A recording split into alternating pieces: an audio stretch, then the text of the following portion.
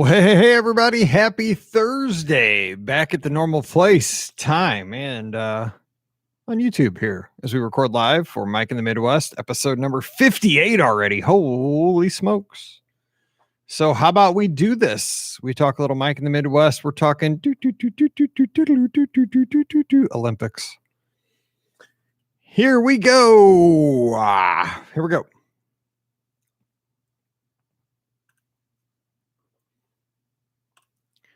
Well, hey, everybody. Happy Thursday, and welcome to episode number 58 of Mike in the Midwest, a mini podcast for the amazing patrons just like you of the Be Our Guest podcast. Hey, how you doing?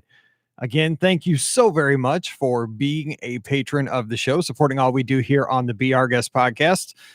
Just a little update to let you know where your donations are going. You guys are really helping us grow the show. The numbers have really jumped here over the past few months. And I'm very excited for that because that means we have more folks in the BOGP community, in the family, and that's more stories to share every Monday, more friends to meet at race weekends or over just a summer trip where maybe you meet up with somebody that you didn't even know was a Disney fan in your town or in your state.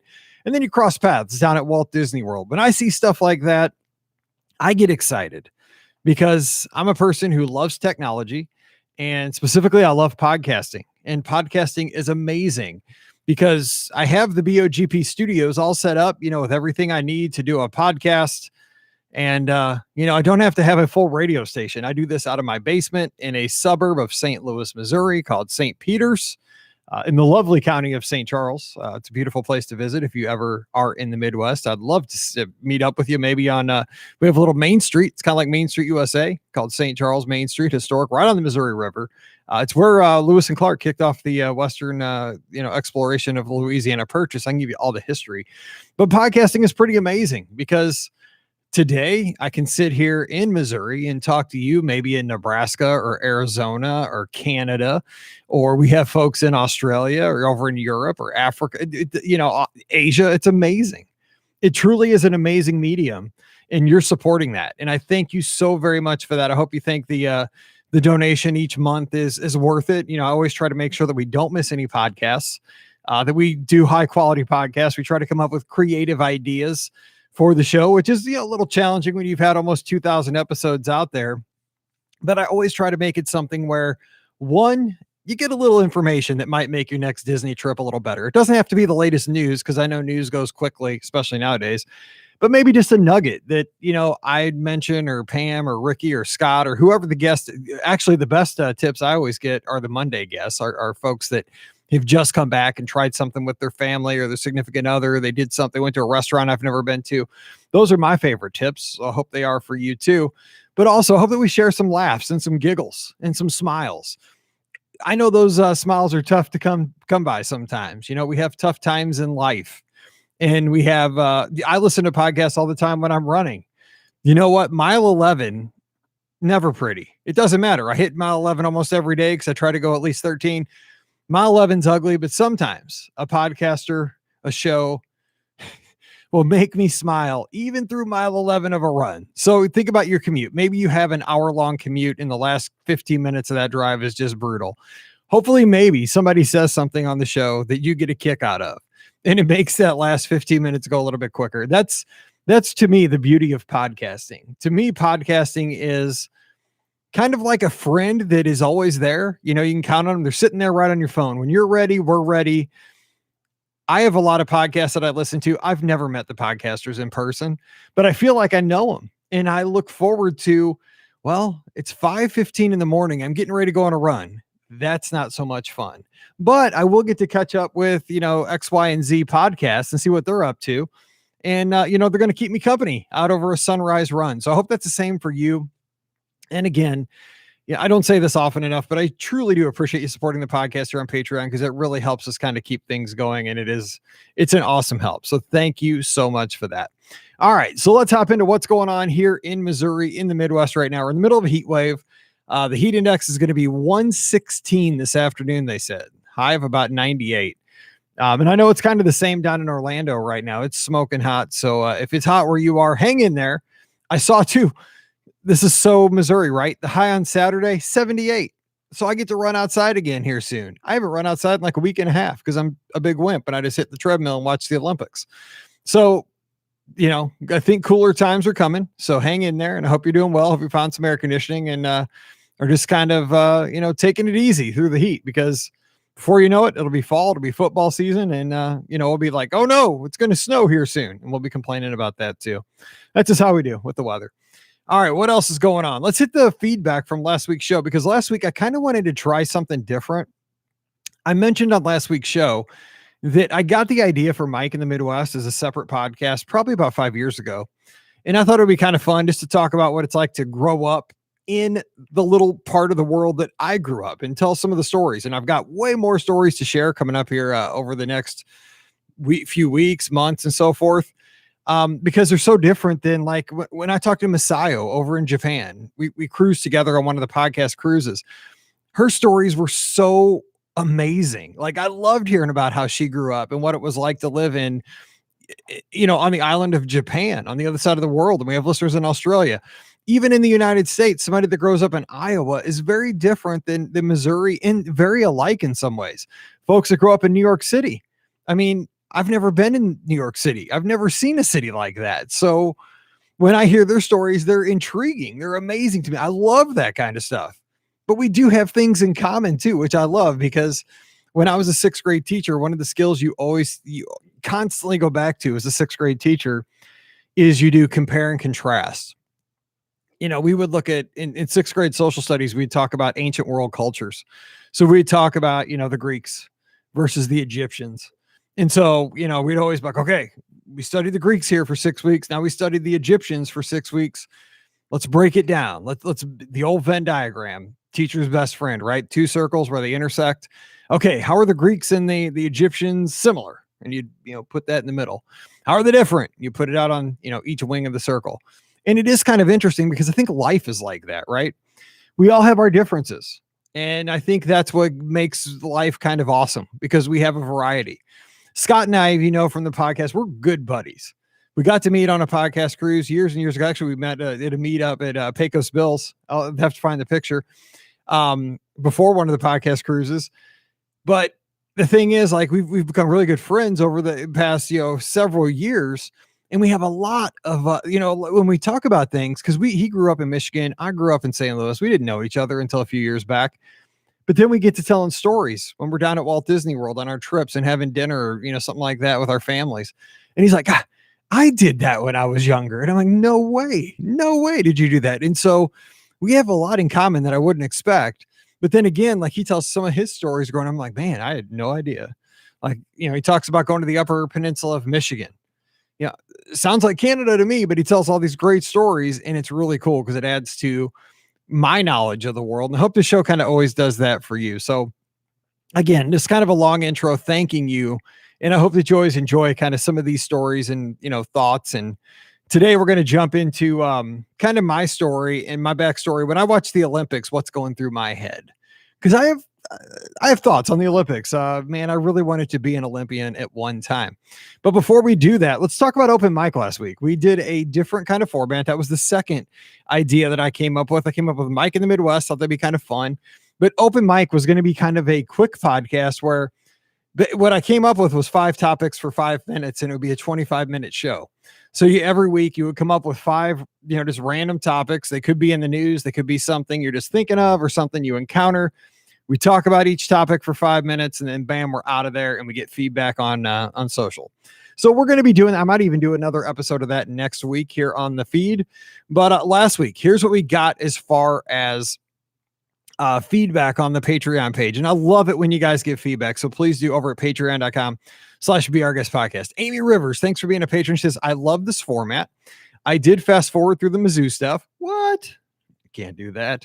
Last trip, I brought my Disney Visa with me in case I wanted to use it for Disney Visa meet and greets. I never took it out of my wallet. When I got my next bill at home, there were charges for a Miami airport hotel. I used the MCO airport. The credit card removed the charge when I called them. I might consider getting an RFID wallet. That I think that pertains to the fact that I said last week that My Disney Visa was compromised. It was online, so it didn't happen at Walt Disney World. Just somebody in Texas tried to pay their rent with my credit card online, and they tried to buy some beauty supplies. And they're both in Texas. Like, are you in Texas? Are you trying to buy this? Are you trying to pay rent? No. So that was a big mess, but it's all worked out. I even got my replacement Millennium Falcon card, so everything is good here. So Amy, yeah, that's not good. Heather Hayden, thank you for being a patron, says, loved the format. As a resident of Maryland, I'm a fan of our Navy midshipman football program. If you ever have the chance, you must attend an Army versus Navy game. Let me stop there real quick. I always watch the Army Navy football game every year. It's so amazing. And it's not just the football. And I'm not dogging on our military, because you guys know I love our military. The football isn't the greatest. It's the spectacle of the game. It's when the midshipmen march in and the cadets march in, and the traditions and how they go over to each other's sides at the end of the game, and it matters who wins as to the order that it happens, and that the president's usually there and goes to the sidelines and switches at halftime. I mean, these are the best that keep us safe and keep our country amazing. Get to watch them battle on a football field. It's awesome. And I love that they have their own day there in December. Anyway, back to Heather's comments here. She says, I went once and sat in the tippy top row of the stadium, but the atmosphere was electric. But it's a long game. So many breaks for TV commercials. I'm a lizard and have tried Hoka's, but prefer Brooks Ghosts. Happy running, and see you and the Lizards at Wine and Dine race weekend and maybe marathon weekend. Well, thank you, Heather. Yeah, the football games in general in college, they're an all-day affair at this point with all the commercials. But yeah, someday I want to go to an Army-Navy game. Usually they used to be at the Vet, but I think they're now at the Link in Philadelphia. So got to get out there. Yes, now you have me more excited for that. All right, a few more little feedback pieces here from last week. Peter Shannon, thank you so much for being a patron of the show up in Canada. As a 51-year-old runner with bad knees, the Hokas have saved me for years. I'm not the incredible half marathoner that you are, Mike. I'm not. I'm crazy, but I do enjoy my early morning 5 to 7K runs as well. They completely clear my mind to get ready for my day at work. I also wear them in the park, even though they look like moon boots. Cracked me up. Yes, Peter, thank you so much. I'm so old right now. I do not even care what they look like. It's like running on marshmallows. I love my Hokas. This goes to the story last week where I said, I saw so many Hokas in the parks from people that I'm pretty sure were not runners. And I had never heard of Hokas until I started running. And I thought Hokas were only a runner's kind of thing.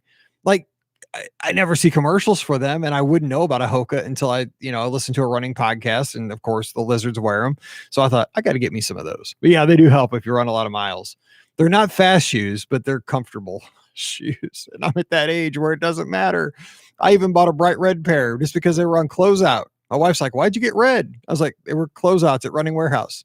I don't care. I go through them so fast. I don't care what color they are. I just train in them. All right, Chad Robeson, thank you for being a patron. Jumped in here. He said, enjoyed the format this week, but perhaps that's because every topic was relevant to me.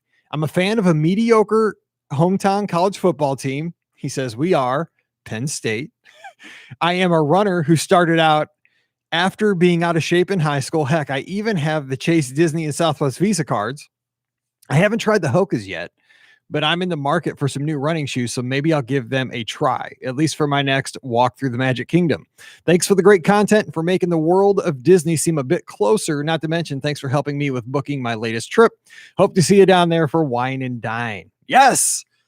And thanks, Chad. I appreciate that. Yeah, the Hokas, I'm telling you, you'll like them. If you put in miles, they're just, again, they're kind of ugly. They're not real fast because they got a huge heel on them, but they're comfortable. And I'm at that age where comfort matters. I feel like an 80-year-old dude. And yes, Penn State's a little bit above mediocre, I would say. The whiteout games are always electric in Happy Valley. Okay, so Wine and Dine was amazingly easy to register for, even though we all freaked out about that, just real quick. And then we're going to talk about this on Sunday night. Was Marathon Weekend like way too easy to sign up for?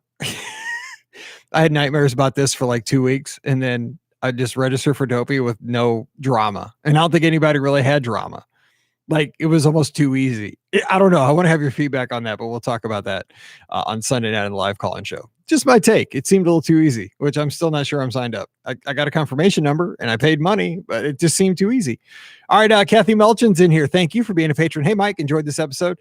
Have to Google Hoka shoes because I didn't know about them. See, I know you don't like Nikes and you don't hear about Brooks or anything like that, but I mean, I don't see Brooks in the parks. I see like Nikes and Adidas, and that kind of stuff. Crocs. She says, got to Google them. She didn't know about them. And your credit card story was scary, but I'm glad it turned out okay. And on a side note, this episode was the perfect length. It started out when I was backing out of the driveway and it ended, I was turning into my work driveway. Happy Friday. Have a great weekend, Kathy. Kathy, that's what we do. I'm telling you, we don't have the metrics, but I try. Okay, hopefully you're right now about halfway to work. We'll see. Have a great weekend, Kathy. That made me laugh. And that's what this is all about. Trisha Hellwig, thank you so much. She's anxiously anticipating the Galactic Cruiser Star Wars hotel at Walt Disney World. Sent me a message on Twitter yesterday, so we're gonna have to get on that. So here's what she says: I swear by Brooks tennis shoes. At the parks, though, I tend to wear Tevas, and will argue that they are the best park shoe. They dry fast. I've heard of that. But I think they're like sandals. I'll have to look those up again. They have great support, and I don't care if they're not fashionable. Same. The shoe I don't get is the Croc. Have you ever worn those without socks? Those little nubs inside dig into my feet. I feel like I'm walking on a bed of nails. Okay, confession of a middle-aged podcaster. I used to wear Crocs all the time. I used to wear Crocs forever. I had so many pair of the traditional like clog Crocs. I wore those all over the place, and I'll tell you this, when I used to teach, there was about 2 years where I only wore Crocs to teach in. And it wasn't the clog type Croc. It was, they sell them actually at Walt Disney World right now. They're kind of like a material on top, kind of like a canvasy type material with a Croc bottom. And I love the little nubs inside when I wear them without socks. They kind of massage my foot. I know some people say they do bother them, but they always kind of massage my foot. So yeah, that's so funny. But yeah, Crocs are ugly.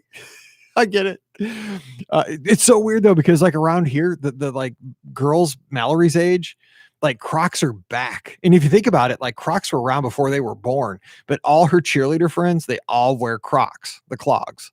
It's the thing to wear, even at the high school. So who knows? I guess ugly comes back around. Trish continues. I'm so impressed with folks who can consistently run. Running for me is a bit of a bitter journey. I was training for my first Disney marathon and was up to a half marathon distance when I started having chronic issues, back, knees, plantar fasciitis. I had to step away from running to extend the life of my joints. Thankfully, I found a wonderful personal trainer, and now I box and do mixed martial arts as part of a balanced workout plan.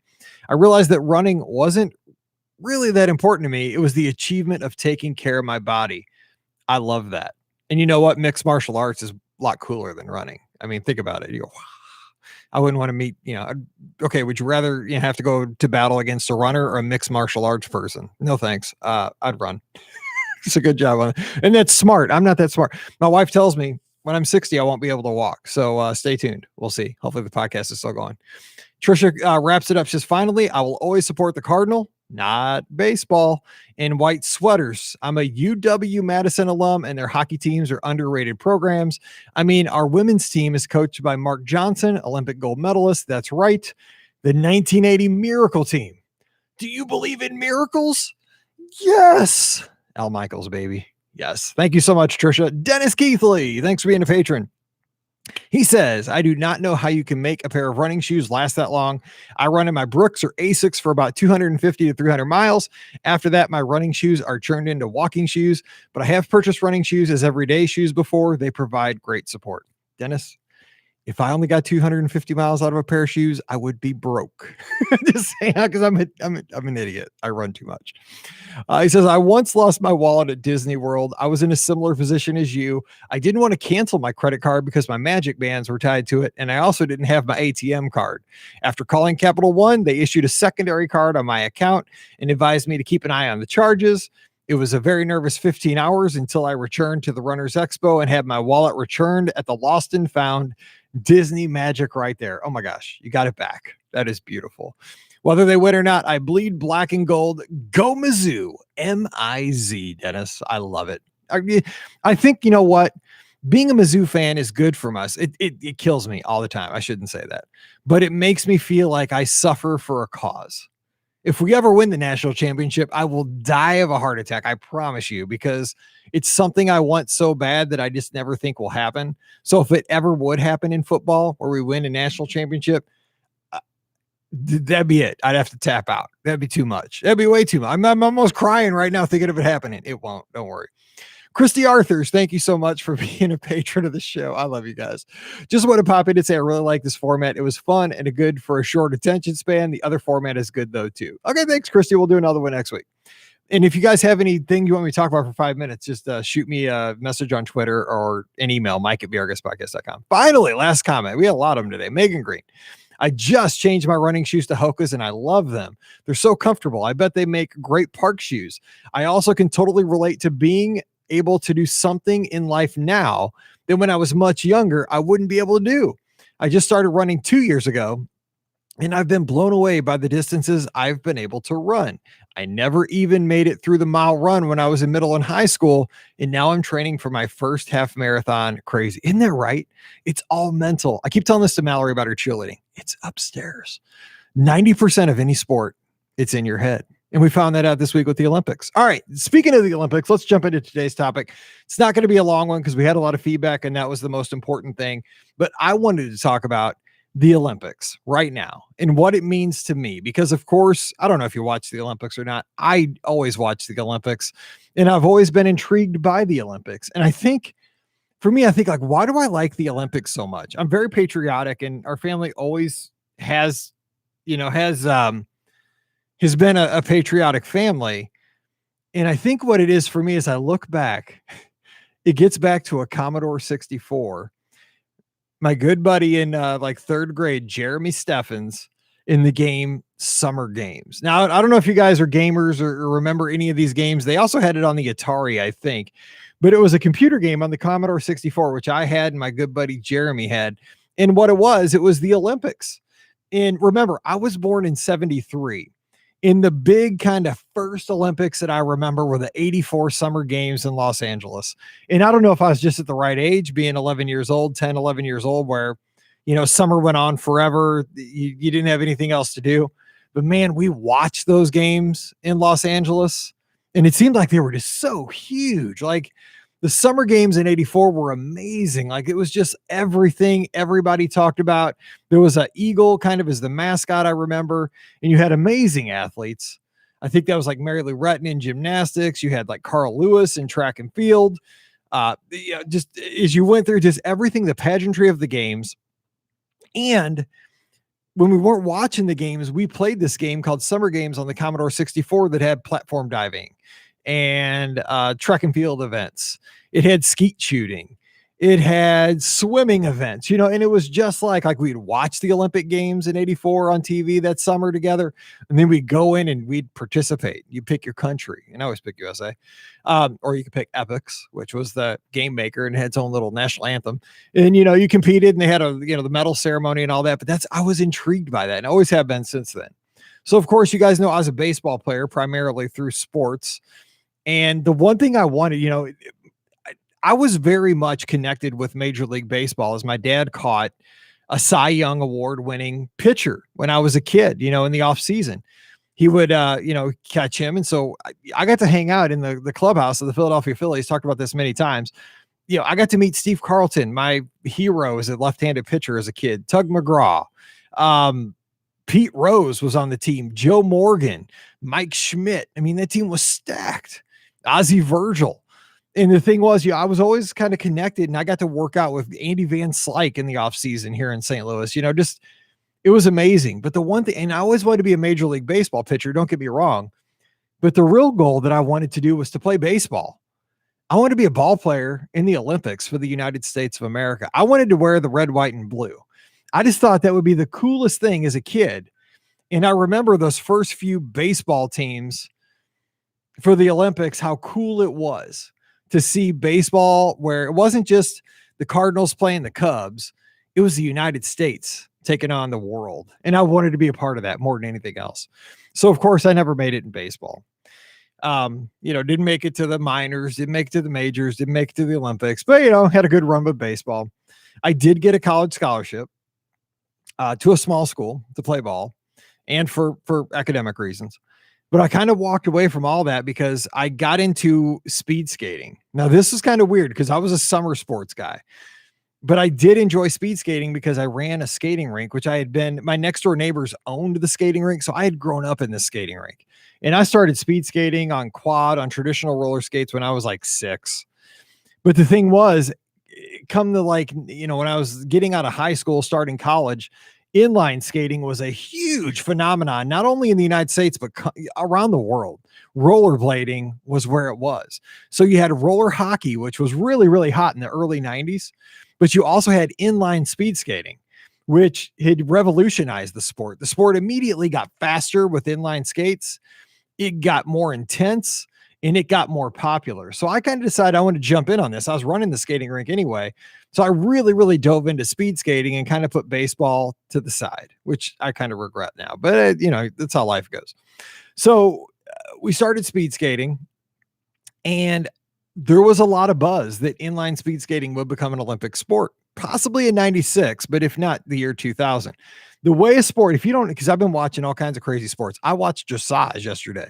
I didn't know what dressage was. It's this horse dancing around to music with the rider in this arena. It's amazing. Like, these horses walk sideways, diagonally. They're keeping the beat to the music. A horse does. I can't keep the beat to a music, but this horse does. Anyway, so you find these weird sports that make them in, like, I think rock climbing's a sport this time, surfing. So, it wasn't unrealistic that speed skating could become an Olympic sport. And I'm thinking, this is my opportunity to maybe go to the Olympics, because it's not a huge sport. You're not competing with every baseball player in the world. In the United States, there's only a subset of people that are inline speed skaters, right? So you just got to be the best at your sport in this very specific sport. So anyway, I gave it all. It's kind of like anything I do with sports. I tend to not go halfway on anything. I tend to, overdo stuff if there's anything. So it's just like my running. If you've watched my running, I don't tend to go for, a run every other day. I should, don't get me wrong. I should run every other day. I know that, but that's not my personality. I kind of go 100%. I started a podcast. I just want to do it all the time. I don't want to do one a week. I want to do 3-4 a week, and I don't want to miss any. That's kind of my personality. So when I jumped into speed skating, it was all in. I skated for 2 teams. And the thing is, you go around the Midwest and you have competitions. And then at the end of the year, you have a regional competition. If you win regionals, you get to go to nationals. And then you have the United States team. So I made nationals a couple times. And the thing was, that was kind of your ticket in. If you could win in nationals, then that was how they were going to pick the Olympians. And you would train in Colorado Springs at the Olympic Training Center and all this. I really, really wanted to do this, and I was willing to sacrifice for it. The funny thing is, though, is that there was kind of a point where the elite skaters, everybody had to make a choice. So we thought that inline speed skating would be the ticket in, right? It was going to be the new sport. They were also going to make roller hockey a sport, but they didn't. We got very close. In 94, there was something called the United States Olympic Festival, which was like a training ground for future Olympians. And they came to it was held in St. Louis, all around our city, all kinds of sports, swimming sports, diving sports, track and field, but they had speed skating as one of the sports to kind of do an exhibition. I didn't skate in that because I'd had surgery, which we'll talk about that some other day, on my ankle at an inopportune time. Just not good. But, it looked like the momentum was there. But at this point, a lot of skaters had to make decisions. Right now, ice speed skating had always been an Olympic sport. If you go to the ice, that sport is established and you become good at it, you're going to the Olympics. You don't have to wait for all the politics of, will the sport get into the Olympics, because so many countries around the world recognize it and all that stuff. And the IOC has to vote on it. A lot of the folks that I skated with and against, they decided to make the switch to ice, which was not easy. It's a different sport. It's a different way to skate. But I will say that in 1994, the Lillehammer Olympics in France, my partner, when I was 7, her name was Nikki Ziegelmeyer, my relay partner, She won 4 medals in the Olympics in ice. You know, she's from Arnold, Missouri. She came up to our rink and would skate with us, and we'd skate down in her rink at Rock Roll Arena in Arnold when we were kids on roller skates. But she switched to ice and became awesome. And Nikki, you know, my partner, won 4 Olympic medals. And then, you know, other skaters that I skated against, like Chad Hedrick, he won 7 or 8 medals in the Olympics on ice. And Derek Para won a bunch of medals on ice. And Casey Boudier, who I skated against, won a bunch of medals. All these folks decided to go to ice. And they made the right decision, I think, because obviously roller speed skating never made it to the Olympics. And I applaud them, and I love that. So every time the Olympics come around, I don't want to go too long on this, but every time the Olympics come around, I think about that. Like, that's what I wanted. And so watching the Olympics now as a 47-year-old dude who's way past his prime is an exciting thing, because when I see these kids, and now I can call them kids because I'm at that age, that, you know, they're in their teens, early 20s. I see them in the pool, or I see them in the gym, or I see them as a member of a team, say like the volleyball team or rugby. I've been watching rugby, or somebody's doing judo. Sports, I have no idea. Fencing, I don't know how that stuff works. I don't know how to keep score. But, you know, you think about it because they made a decision. This is what makes the Olympics so great. And it doesn't have to just be Americans. It's the athletes. They made a decision when they were probably 6 or 7 that they wanted to become an Olympic champion or just be on an Olympic team at some point and have the experience. And when you think about it, how many people had to be there as a part of their support system to get them to where they are, where we're watching them on the TV? You know, we might be watching a bronze medal race or a bronze medal match in judo, or a, you know, a preliminary swim in a 200 free. You know, this might not even be the medal swim. This might be a semifinal.